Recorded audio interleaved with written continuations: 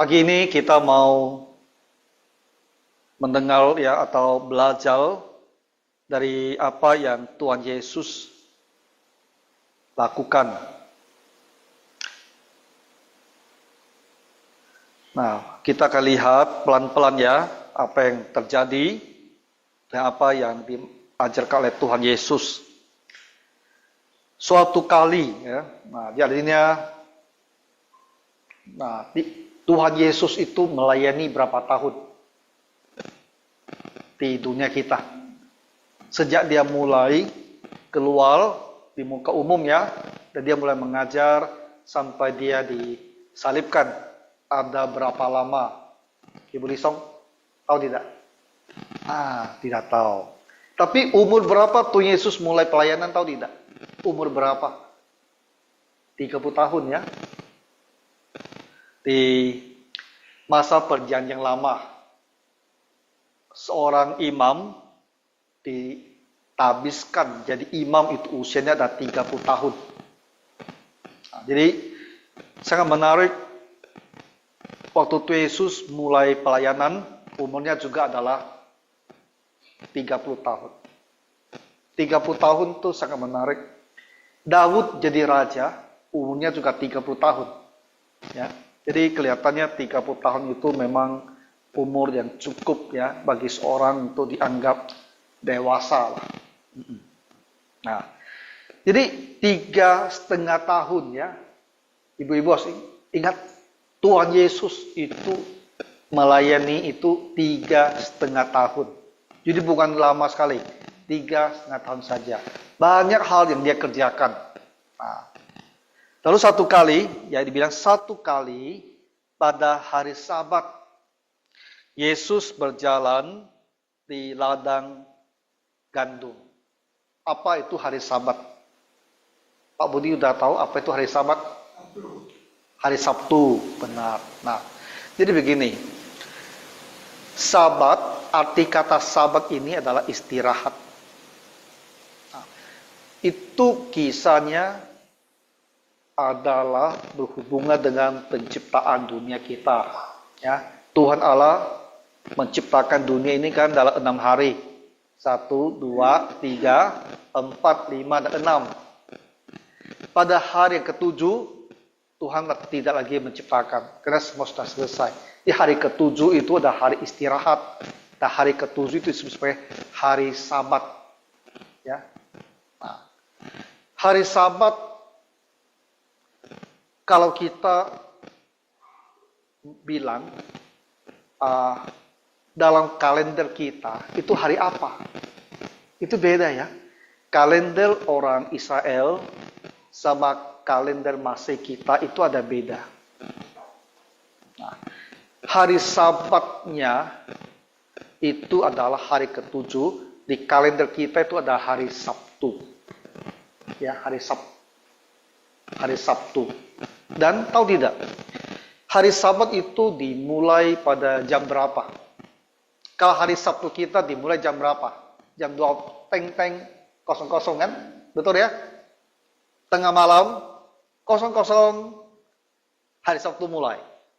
Tapi orang Israel Sabatnya mulai bukan teng-teng jam 00, tapi hari Jumat jam 6 sore.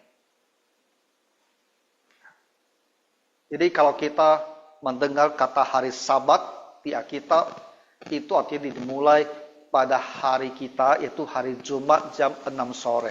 Sampai besok jam 6 sore itulah hari Sabatnya. Paham ya? Itu Pekcu ngerti? Waktu bikin bingung ya kalian? Oke lah. Gampangnya ya ingat. Hari Sabat artinya Jumat jam 6 sore sampai Sabtu jam 6 sore itu hari Sabat. Nah, ini hanya tambah pengetahuan. Tapi yang menarik gini. Jadi hari Sabat itu kan hari istirahat. Ya. Tuhan Yesus dengan murid-muridnya, mereka lagi dalam perjalanan. Nah, di sana mereka banyak ladang gandum. Gandum itu untuk bikin roti kan. Nah, jadi ternyata waktu itu ladang itu sudah menguning. Artinya sudah waktunya boleh panen lah. Ya sudah bulir-bulir gandum itu ya, sudah ada bijinya, sudah cukup matang. Jadi mereka jalan, ya tepi kiri, tepi kanan itu ada gandumnya. Jadi murid Tuhan Yesus, entah yang mana ya, tapi dibilang murid-muridnya, berarti beberapa orang. Sambil jalan, mereka ambil gitu loh, sedikit bulirnya, mungkin mereka petik satu ya, setangkai gitu, lalu mereka gosok-gosok, kan dapat biji gandumnya. Bisa bayangkan? Sementara berjalan, murid-muridnya memetik bulir gandum. Mungkin mereka lapar ya, atau mereka mau kunyah sesuatu. Seperti kita kan, suka kunyah kan, betul? Malam-malam di rumah, mulutnya mau kunyah kacang sedikit lah, mau kunyah itu sedikit kan. Ya, bukan lapar, dia mau kunyah aja. Jadi kita tidak tahu apakah ini muridnya lagi lapar kah, atau mereka melihat ini sudah kuning-kuning. Ya, dia petik suatu lalu dia gosok kan, ada bijinya dia makan. Sebetulnya hal yang sangat biasa. Maka kata orang-orang Farisi kepadanya, yang kita anggap biasa, orang Farisi tidak anggap biasa. Mereka bilang ada masalah. Orang Farisi. Nah, siapa ini orang Farisi? Kita pasti sering membaca tentang orang Farisi. Yaitu orang-orang yang mengerti firman Tuhan, mengajarkan firman Tuhan. Orang-orang yang bilang kita itu harus ikuti firman Tuhan dengan sempurna dan merasa diri mereka itu orang saleh. Jadi mereka lihat, kenapa murid-murid Tuhan Yesus pada hari Sabat ambil bulir gandum, gosok-gosok dan makan? Kenapa boleh? Maka mereka bilang kepadanya, lihat, wah, macam tertangkap basah ya, macam buat kesalahan, ketahuan itu. Lihat. Mengapa mereka berbuat sesuatu yang tidak diperbolehkan pada hari Sabat? Wah, jadi kita kepikiran. Kenapa ambil sedikit bulir gandum, digosok-gosok dan makan, itu bagi orang Farisi melanggar hari Sabat. Ada apa? Ada tidak yang tahu? Kenapa demikian? Kenapa tidak boleh menurut orang Farisi? Kalian rasa boleh tidak? Kalau lewat, habis sedikit gandum, gosok-gosok saja, makan. Boleh tidak boleh? Kita pikir harusnya tak masalah ya. Tapi orang Farisi bilang, tidak boleh. Salah, itu berdosa. Dan kita mau bertanya, kenapa itu dianggap berdosa? Nah, kita harus kembali ke perjanjian lama. Tuhan kan memberikan kita satu hukum atau satu peraturan. Pada hari Sabat, kamu berhenti bekerja. Nah, begitu maksudnya, setiap hari kamu boleh kerja. Setiap hari kita memang harus kerja kan? Semua kita kerja. Kerja di kantor, kerja di pabrik, kerja di toko. Ibu-ibu kerja juga di rumah kan? Kita kerja, banyak kerja. Tapi Tuhan bilang, setelah kamu kerja 6 hari, kamu harus istirahat. Nah, ini untuk kebaikan kita. Kalau kita tak ada satu hari istirahat, berarti kita satu minggu kerja terus kan? Lalu minggu berikutnya sambung lagi kerja terus kan? Berarti kamu udah kerja terus nih. 14 hari. Kerja lagi terus. Kamu kerja terus 21 hari. Sepanjang hari. Sepanjang tahun kerja terus. Tubuh kita tidak kuat. Ya. Tubuh kita ini tidak sanggup. Kita pasti akan sakit. Jadi Tuhan tahu, Tuhan ciptakan tubuh kita. Kamu kerja 6 hari. Hari yang ketujuhnya, kamu harus istirahat. Jangan kerja. Ya, supaya kamu bisa istirahat. Nah, tentu mereka tiap hari beribadah kepada Tuhan. Ya, pada hari ke-7 lebih banyak waktu kan, karena tidak bekerja. Nah, kita bisa lebih banyak waktu untuk berdoa, lebih banyak waktu untuk baca Alkitab, untuk kebaktian. Itu maksudnya.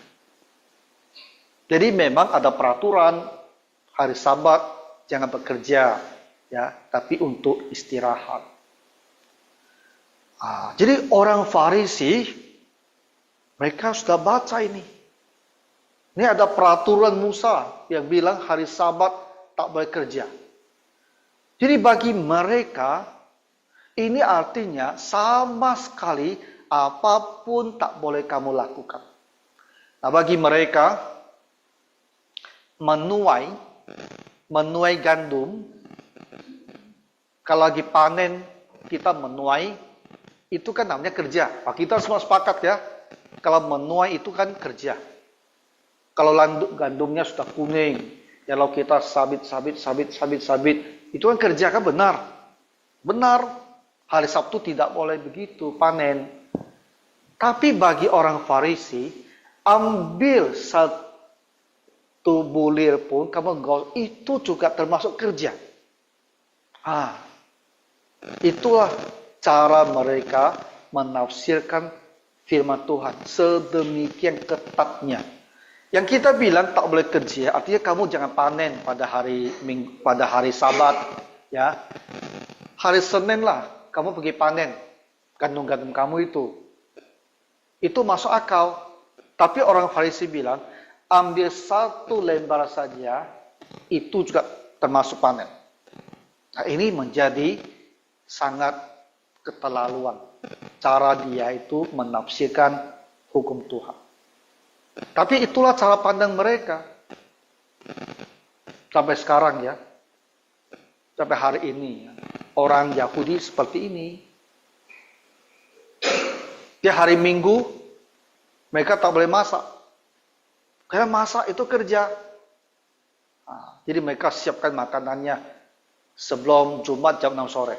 Karena masuk jam 6 sore, wah, Sabat, tak boleh kerja semua. Berhenti semua.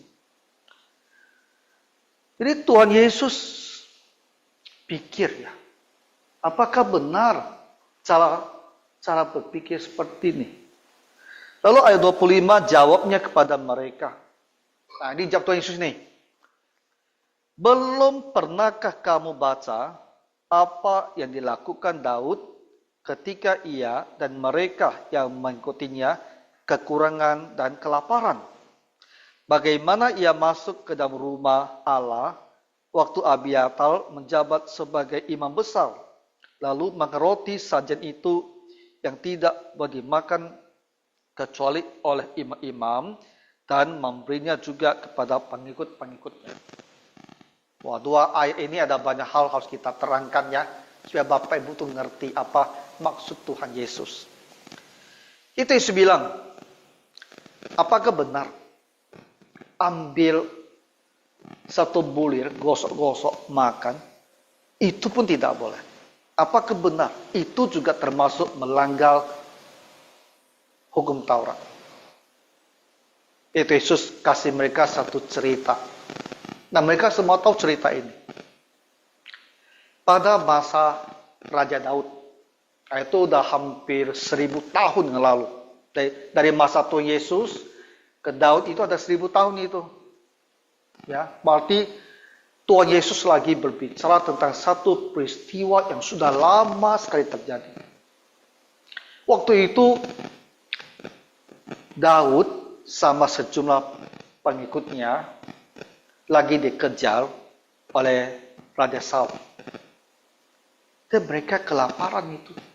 Lagi melarikan diri kan, ke raja mau tangkap mereka. Lagi kelaparan. Tak ada makanan. Lalu sampailah mereka ke tempat di mana kemah suci itu ada. Kemah suci, tempat mereka beribadah dulu. Nah, di dalam kemah suci ya, itu ada satu hal yang sangat menarik. Itu roti sajian. Ada roti. Ada roti yang ditaruh di dalam bait suci itu setiap hari Sabtu ya, setiap hari Sabtu atau setiap hari Sabat imam-imam akan taruh roti sajian itu, lalu Sabat berikutnya mereka ganti. Nah, roti sajian ini hanya boleh dimakan oleh imam. Orang biasa tak boleh makan, melanggar hukum Taurat. Yang boleh makan hanya para imam. Tapi waktu Daud mereka datang, mereka lapar sekali, tak ada makanan. Imam ambil roti sajian itu dan berikan kepada Daud supaya dia bisa makan, dan pengikut dia bisa makan, agar mereka tidak mati kelaparan. Dan perbuatan itu tidak dianggap salah. Lalu kita pikir, bukankah ada peraturan roti sajian hanya boleh dimakan oleh para imam? Lalu kenapa waktu Daud makan itu tidak dianggap melanggar peraturan? Apa sebabnya?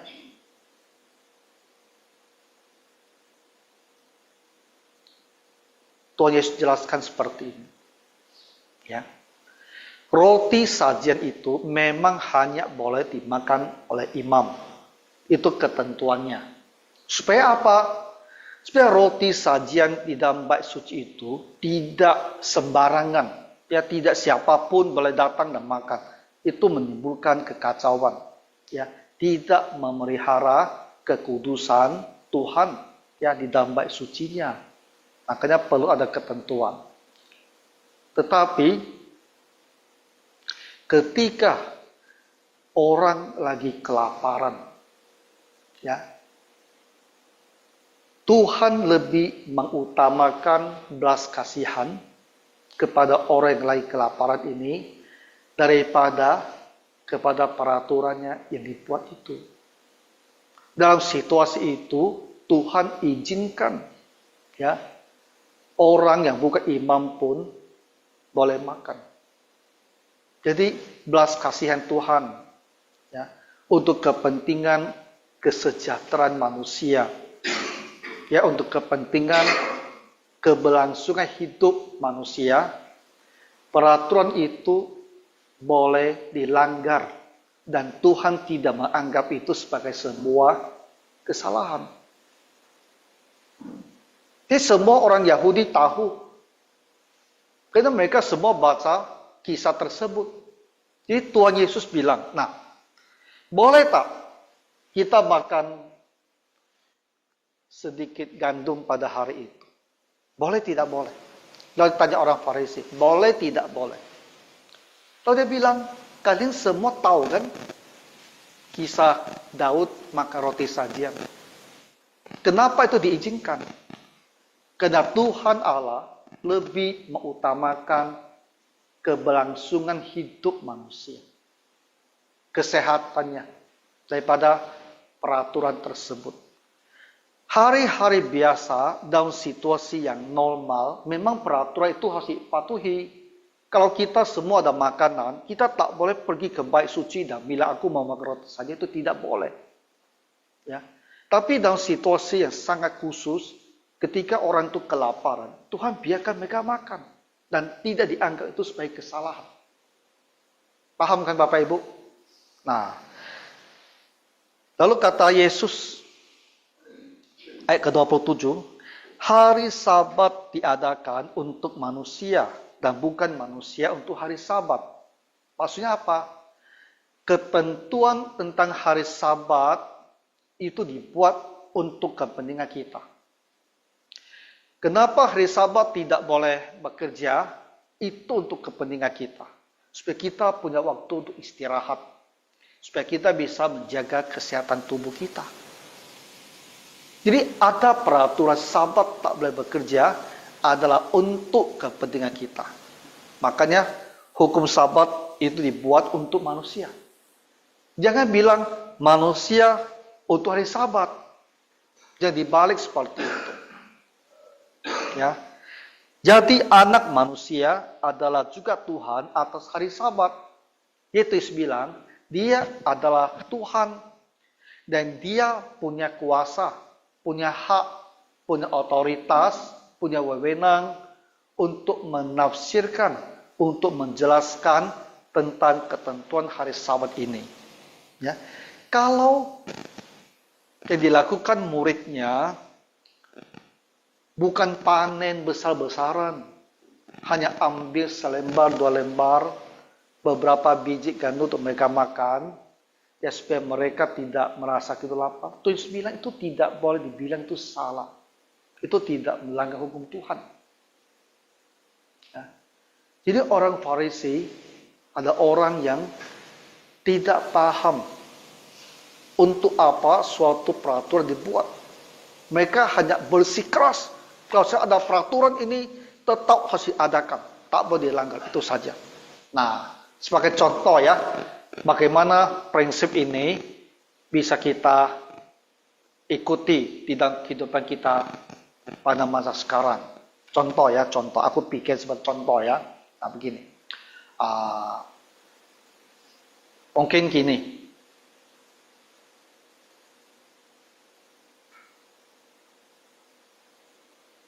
Kita bilang, dalam rumah kita, semua anak-anak jam 9 harus tidur. Peraturannya bagus kan? Nah, supaya anak-anaknya bisa tidur cepat, lalu mereka bisa tidurnya cukup, sampai besok mereka bangun. Kan bagus kan? Kalau dia jam 9 tidur, besok kalau jam 6 dia bangun, dia kan udah tidur 9 jam itu. Jadi cukup sekali. Jadi kita sebagai orang tua kita buat peraturan ini adalah demi kebaikan anak-anak kan. Jadi mereka punya waktu tidur yang cukup. Lalu satu hari, satu cucu kita, dia tidur jam 10. Lalu ada saudaranya lapor semakin. Ini anak, nenek. Dia tidur jam 10 loh. Melanggar ketentuan kan. Harus dirotan. Itu kita gimana? Sebagai akong sama amah. Wah ya benar ya. Aku udah bikin peraturan jam 9 tidur. Kamu jam 10 tidur. Kamu langgar peraturan harus dirotan. Benar tidak? Kita harus lihat. Kenapa dia tidur jam 10? Kalau dia memang di sana, dia tak mau tidur, sengaja tidak mau tidur, mungkin memang dia rotan, tak mau ikuti ketentuan kan? Atau dia hanya main-main saja di situ, tak mau ikuti peraturan, memang dia rotan. Tapi bagaimana? Kalau mamanya lagi sakit dan dia jaga mamanya sampai jam 10 baru tidur, bisa kita bilang, wah, kamu langgar peraturan salah. Tidak bisa. Karena dia lagi berbuat satu kebaikan yang mungkin dia dibutuhkan untuk rawat mamanya. Jadi dia tidak bisa tidur jam 9. Karena dia mau merawat mamanya yang kurang sehat sekali. Dibutuhkan untuk menjaga. Jadi kita tak bisa bilang pokoknya jam 9 tidur. Kamu tak tidur, pasti kamu salah. Tidak juga. Kita harus lihat kenapa dia tidak tidur. Nah, ya ada orang tak bisa. Pokoknya kalau ada satu peraturan begini, kamu tak langgar pasti salah. Dan kita tidak berpikir seperti ini. Belajar dari Tuhan Yesus. Lihat kenapa dia tidak tidur. Kalau karena dia lakukan satu hal yang dibutuhkan, kita tak boleh persalahkan dia.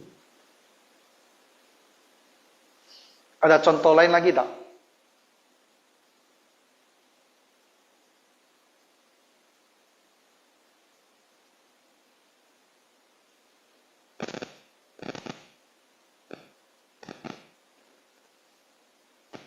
Mungkin kita punya pembantu rumah tangga.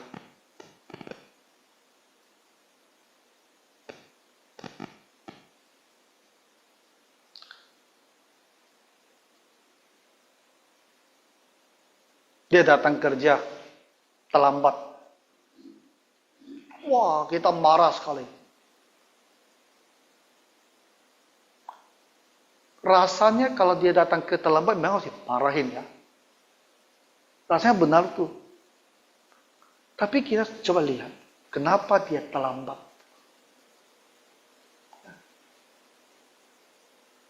Karena tadi waktu dia datang, di tengah jalan ada kecelakaan. Jadi dia terhambat. Makanya tibanya terlambat. Kalau situasinya seperti itu, kita harus bisa maafkan.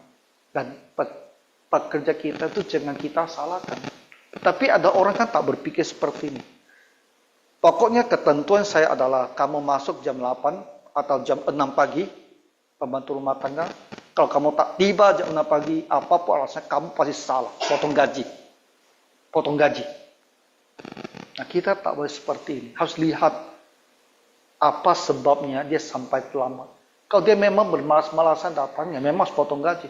Tapi kalau ada sesuatu hal yang bukan kesalahan dia, bahwa dia terlambat, kita harus ada kemurahan hati ya untuk bisa menerima.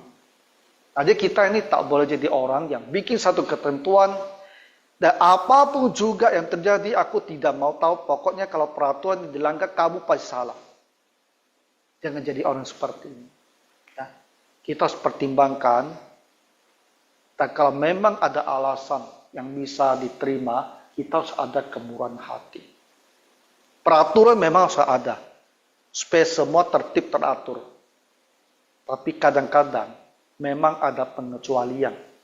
Ya, ada situasi yang memaksa peraturan itu tak bisa dilakukan, dipenuhi, dan itu dianggap tidak salah. Ya, itu untuk penerapan bagi kita. Nah, jadi inilah cerita tentang Tuhan Yesus yang mengatakan hari Sabat kita memang tak boleh bekerja. Tapi tak berarti ya selembar gandum digosok-gosok itu pun tak boleh, enggak. Ya. Yang dimaksud adalah pekerjaan kita sehari-hari, itu berhentilah. Kamu buka toko, ya minggu tak usah buka toko, kamu istirahat. Ya. Kalau kamu kerja pembangunan, ya hari Minggu tak usah bangun, istirahat. Ya. Itu maksudnya. Tapi tidak berarti apapun tak boleh kamu kerjakan di hari Minggu. Kita sabar ke hari Minggu kan, hari setia kita. Bukan berarti, wah hari Minggu kita memang tidak mau ya hari Sabat, hari Minggu kita, wah cuci baju banyak-banyak gitu loh. Kalau Bapak Ibu, baju kita, kamu cuci dari Senin sampai Sabtu. Minggu tak usah cuci baju. Ya, tak usah cuci baju. Supaya kamu bisa istirahat. Cuci baju kan banyak kerja. Tapi tidak berarti ya, wah, selembar celana dalam pun aku tak boleh cuci. Karena lagi mau pakai kan. Lagi tak ada ini. Semua dah kotor. Tapi hari Minggu, selembar pun aku tak boleh cuci. Bukan begitu. Ya. Jadi kita tak boleh mentafsirkan peraturan hari Sabat itu dengan cara yang kaku, dengan cara yang salah. Ya. Hari Sabat ada untuk kita. Supaya kita bisa beristirahat. Boleh ya, sampai di sini aja. Nah, mari kita berdoa. Tuhan Yesus, terima kasih untuk firman-Mu tentang hari Sabat.